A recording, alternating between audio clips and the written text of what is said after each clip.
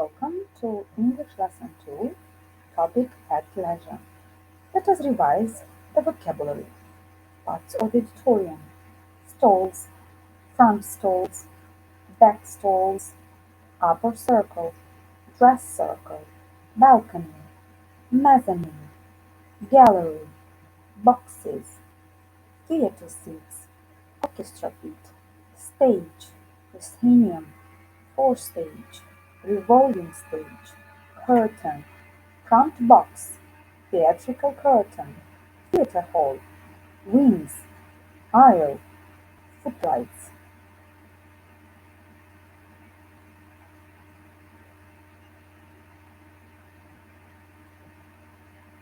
Some useful words and phrases that we are going to use during this lesson: production, performance, director, producer, manager, audience. Look at the definition, and soon we are going to go through some of the examples.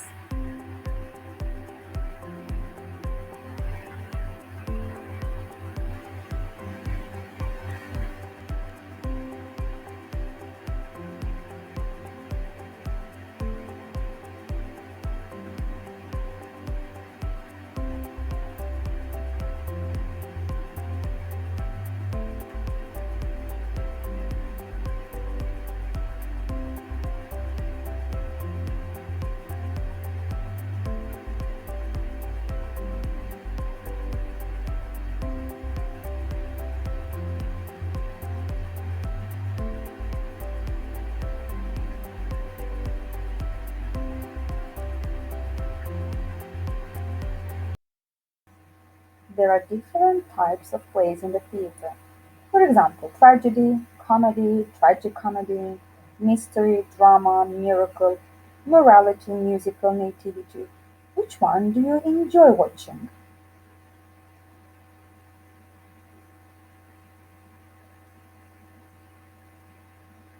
Now you're going to watch a sequence of Benedict Cumberbatch as Rosencrantz in Tom Stoppard play. What type of play do you think it is?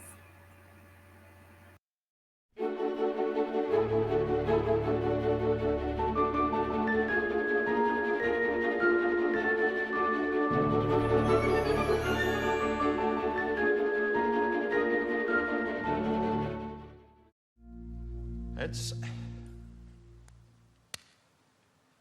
Heads. Heads. Heads. One should think of the future. It's the normal thing. To have one. One is, after all, having one all the time. Now. And now. And now. It could go on forever. Well, not forever, I suppose.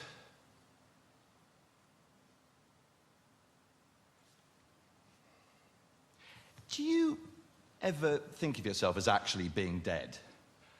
Lying in a box with a lid on it? No. Nor do I. Really? It's silly to get depressed by it. I mean, one thinks of it like being alive in a box. One keeps forgetting to take into account the fact that one is dead. Well, it should make a difference, shouldn't it? I mean, you'd never know you were in a box, would you? It'd be just like being asleep in a box. Not that I'd like to sleep in a box, mind. Not without any air. You'd wake up dead for a start. And then where would you be? Apart from inside a box. That's the bit I don't like, frankly.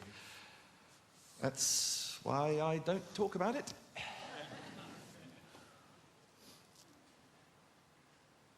Because you'd be helpless, wouldn't you? Stuffed in a box like that. I mean, you'd be in there forever.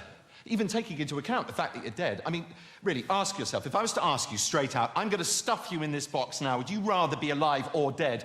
Naturally, you'd prefer to be alive. Well, because life in a box is better than no life at all, I expect. You'd have a chance, at least. You could lie there thinking, well, at least I'm not dead. Any minute, someone's going to bang on the lid and tell me to come out. Oh, you, what's your name? Come out of there! You don't have to flog it to death.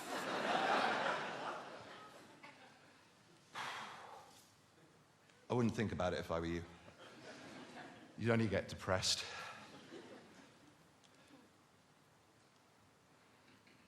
Eternity is a terrible thought. I mean, where's it going to end?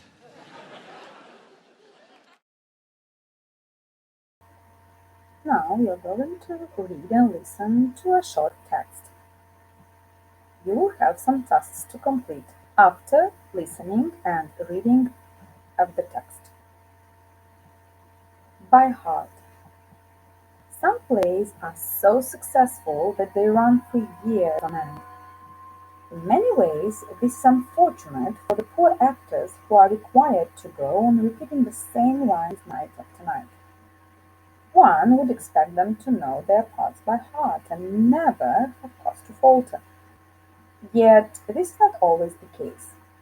A famous actor in a highly successful play was once cast in the role of an aristocrat who had been imprisoned in the Bastille for 20 years.